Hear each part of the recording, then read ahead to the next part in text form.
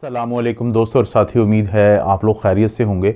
आज मैं इस वीडियो में बात करूंगा, एक बहुत अहम मसला है, बहुत ही ज़्यादा अहम मसला है कि लोगों को पेशाब के कतरे गिरते हैं, उनको पेशाब बार बार आता है और वो बड़े परेशान रहते हैं। तो इस वीडियो में मैं आपको ये बताऊंगा कि बुनियादी तौर पे ये आपकी ही वजह से है, लेकिन आप ही इसको 1 से 1.5 महीने के अंदर आप इसको कंट्रोल कर लेंगे और आपको किसी भी दवाई की ज़रूरत नहीं पड़ेगी। ये बड़ा आसान है, लेकिन जब तक आप इसको नहीं समझेंगे कि आपको ये मसला क्यों बन रहा है, इसको कहते हैं हम over active bladder. Over active bladder क्या होता है कि जो ही मतलब बार बार अभी वॉशरूम से आप होके आते हैं तो थोड़ी देर बाद फिर आपको ख्वाहिश होती है जाने की और आपको लगता है कि कतरे गिर रहे हैं। ये बुनियादी तौर पे मसला बनता क्यों है, पहले उसको समझ लें, उसके बाद मैं वो तरीका बता देता हूँ कि जिससे आपको काबू डालने में आसानी हो जाएगी इसके ऊपर। बुनियादी तौर पे जो पेशाब है, जिसको हम इंग्लिश में यूरिन कहते हैं, ये बनता तो गुर्दों के ज़रिए है, लेकिन हमारे जिस्म में से बाहर निकलने से पहले ये जो यूरिनरी ब्लैडर या पेशाब की थैली होती है, उसके अंदर ये स्टोर होता है। कोई भी जो स्टोर वाली जगह होती है, तो 2 चीज़ें आप हमेशा उसके बारे में याद रखें कि एक तो उसकी एक ख़ास मिकदार तक वो स्टोर करेगी और दूसरा एक ख़ास वक्त तक वो स्टोर कर सकेगी। तो इस कॉन्सेप्ट को समझने के लिए मैं आपको ये बता दूं कि ये जो पेशाब की थैली है, यूरिनरी ब्लैडर है, जिसको हम उर्दू में मसाना भी कहते हैं, इसकी जो कैपेसिटी होती है कि किस हद तक ये कितना जो यूरिन है या पेशाब है अपने अंदर स्टोर कर सकती है, वो होती है 300 से लेके 600 ml तक। यानी एवरेज आप कह लें कि 450-500 ml तक ये स्टोर कर सकती है। और जब ये भर जाती है तो हमारा दिमाग जो है वो हमें कहता है, हुक्म देता है कि अब इसको खाली कर दो, क्योंकि मसाने से पैगाम दिमाग को जाता है और दिमाग फिर हमें ये एहसास दिलाता है कि इसको खाली कर दें। लेकिन इसी के अंदर एक ट्विस्ट है कि जब ये 450-500 ml तक फुल भर जाता है और हमें बहुत ही ज़्यादा हाजत होती है, तो उससे कहीं पहले यानी 150-200 ml के करीब जब यूरिन या पेशाब जमा होता है इस ब्लैडर के अंदर, मसाने के अंदर, तो एक हल्का सा पैगाम उस वक्त भी जाता है और हमारा दिमाग हमें एहसास दिलाता है कि पेशाब इकट्ठा हुआ है। लेकिन वो एक फॉल्स अलार्म होता है, एक झूठा अलार्म होता है। और हम में से अक्सर लोग जब उसका हुक्म मानते हैं, उस वक्त वॉशरूम जाते हैं, तो आहिस्ता आहिस्ता हमारा जो मसाना होता है वो बजरिया दिमाग हमें कंट्रोल करना शुरू कर देता है, ना कि हम अपने ब्लैडर को कंट्रोल करें और हम फैसला करें कि अब हमने यूरिन के लिए या पेशाब के लिए जाना है। यही वो वजह है कि देखें, अगर आप दिन में पूरे 24 घंटे में 6 से 8 दफ़ा जाते हैं, या इसी तरह से रात को, आपकी उम्र अगर 60 साल से कम है और रात को 1 दफ़ा जाते हैं तो ठीक है, नॉर्मल है। अगर आपकी उम्र 60 साल से ज़ायद है तो आप रात को 2 दफ़ा चले जाएं। लेकिन अगर आपको 10 से 12 दफ़ा जाना पड़ता है यूरिन करने के लिए, पेशाब करने के लिए, तो इसका मतलब है कि आपका मसाना आपको कंट्रोल कर रहा है। तो ये जो शुरू में आपको अर्ज आई है, ये जो शुरू में आपको ख्वाहिश हुई है, अगर आप इसको समझ लें कि आपने इसके ऊपर कैसे कंट्रोल करना है, तो इसका मतलब है कि दवाइयों के बगैर ही आपका ये मसला जो है, जो पेशाब बार बार आता है या कतरे गिरते हैं, तो आप इस पर कंट्रोल कर लेंगे। अब देखें, जो इब्तदा की ये ख्वाहिश होती है या अर्ज होती है, तो क्योंकि हमें पता नहीं होता तो हम क्या करते हैं कि हम फौरी तौर पे वॉशरूम जाने की कोशिश करते हैं। लेकिन 4 वो तरीके हैं जिससे आप अपने इस ब्लैडर को रीट्रेन कर सकते हैं। ये आपके जिस्म का हिस्सा है, आप ब्लैडर का हिस्सा नहीं है। ये आपने समझना है कि ब्लैडर आपके पूरे जिस्म का एक छोटा सा हिस्सा है जिसको आप अपने हिसाब से चलाएंगे।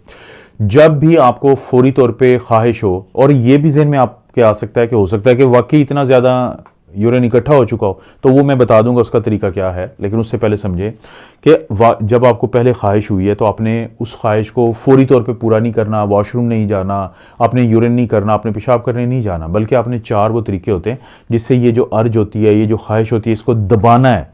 वो पहला एक तरीका क्या है कि जब आपको बहुत ज़्यादा यूरिन आया हो, जब आपको बहुत ज़्यादा पेशाब आया हो, तो आप उसको रोकते हैं।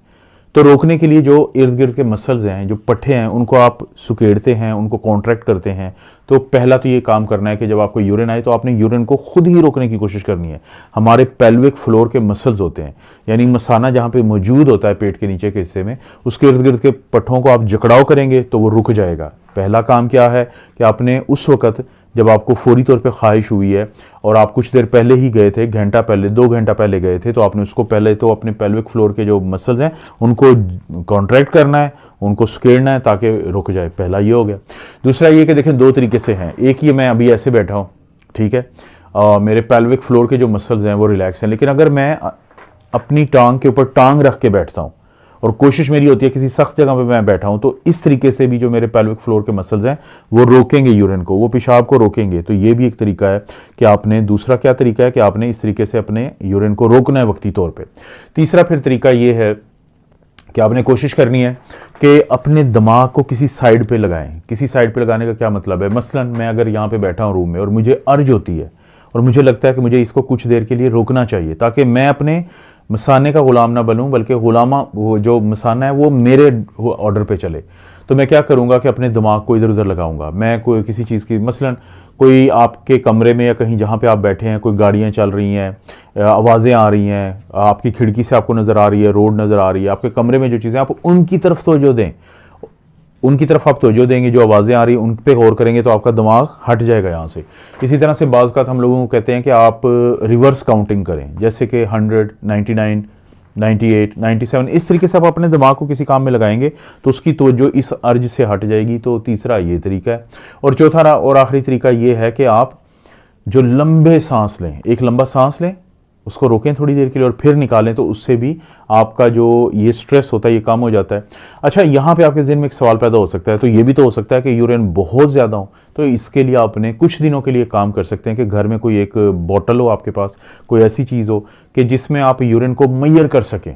جب بھی آپ کو ارج ہوتی ہے، آپ جاتے ہیں پرانی روٹین کے حساب سے، آپ اس کو دیکھیں کہ اگر تو آپ کا یورین واقعی 450، 400، 500 ml تھا تو اس کا مطلب ہے کہ ضروری تھا آپ کے لیے جانا، کیونکہ بہت زیادہ جب یورین اکٹھا ہونا شروع ہو جاتا ہے اور آپ اس کو اس وقت روکیں گے تو وہ بھی دیواروں کو نقصان پہنچا سکتا ہے آپ کے مثانے کی.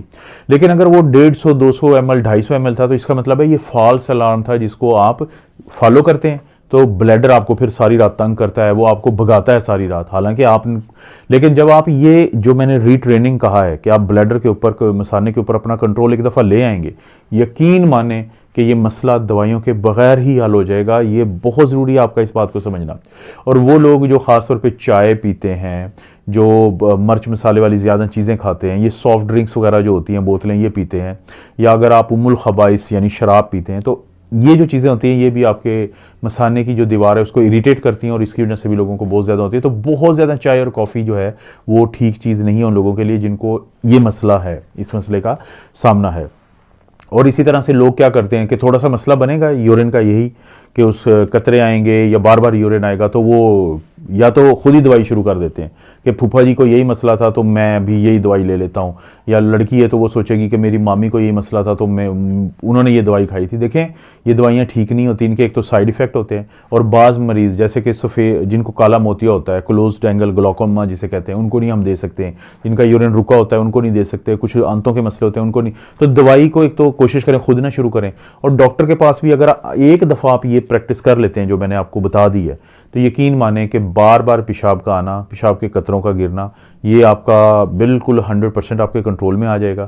اور کوشش یہی کیا کریں کہ اس پورے کانسیپٹ کو سمجھیں. کھڑا ہو کے پیشاب اگر آپ کرتے ہیں تو اس سے آپ کا کبھی بھی مکمل طور پہ خالی نہیں ہوتا. تو ہمیشہ کوشش کریں کہ جو ایک طریقہ ہے کہ آپ بیٹھ کے ریلیکس ہو کے، کیونکہ اس وقت پیلوک فلور کے جو مسلز ہوتے ہیں وہ ریلیکس ہوتے ہیں اور آپ مکمل طور پہ پھر یورین یا پیشاب کرتے ہیں. قبض جو ہے وہ آپ کو نہیں ہونی چاہیے. اگر آپ کو قبض ہے تو وہ بھی آپ کو یہ بار بار یورین کے لیے، پیشاب کے لیے مجبور کرتی ہے. تو ایسی کوشش میں پھل اور سبزی کا زیادہ استعمال کر دیں گے تو قبض آپ کو نہیں ہوگی. تو یہ چھوٹی چھوٹی چیزیں اگر آپ ان پہ خیال رکھیں اور اپنے یہ کانسیپٹ سمجھیں جو میں بار بار آپ کو کہہ رہا ہوں کہ یہ مسئلہ بالکل دوائیوں کے بغیر آپ حل کر سکتے ہیں. صرف یہ سمجھنا ہے کہ آپ اپنے بلیڈر کی مان رہے ہیں. جبکہ آپ جب اس طریقے سے کریں گے اور آپ کو سمجھ آ جائے گی کہ آپ نے اس ارج کو دبانا کیسے ہے، اور ہاں جب واقعی اتنا زیادہ اکٹھا ہو جائے گا تو پھر آپ کو ضروری ہے کہ جانا. اور کوشش کریں کہ ایک دن میں 6 سے 8 گلاس یعنی 1.5 سے 2 لیٹر پانی ضرور پئیں. بہت زیادہ پانی پینا آپ کی صحت کے لیے انتہائی نقصان دہ ہوتا ہے، اس سے دماغی طور پہ مسائل جنم لیتے ہیں. بہت کم پینا وہ بھی ٹھیک نہیں ہوتا، اس سے آپ کے گردوں کے مسئلے بنتے ہیں. 6 سے 8 گلاس روزانہ پئیں اور کوشش کریں یہ 1.5 سے 2 لیٹر بن جاتا ہے تو یہ آپ کو پینا چاہیے پانی. دوستوں آپ کو پتہ ہے کہ اس چینل پہ اس طرح کی ویڈیوز ملتی رہتی ہیں. ویڈیو کو لائک کریں، چینل کو سبسکرائب کریں. کوئی ویڈیو اچھی لگتی ہے تو دوسرے رشتہ داروں سے شیئر کرنے کے لیے نیچے آپشن ہے اس کو ضرور استعمال کریں. آپ اپنا اور اپنی فیملی کا خیال رکھیں. اللہ تعالیٰ آپ کو اور آپ کی فیملی کو ہر قسم کی برائی، بیماری اور آزمائش سے محفوظ رکھیں.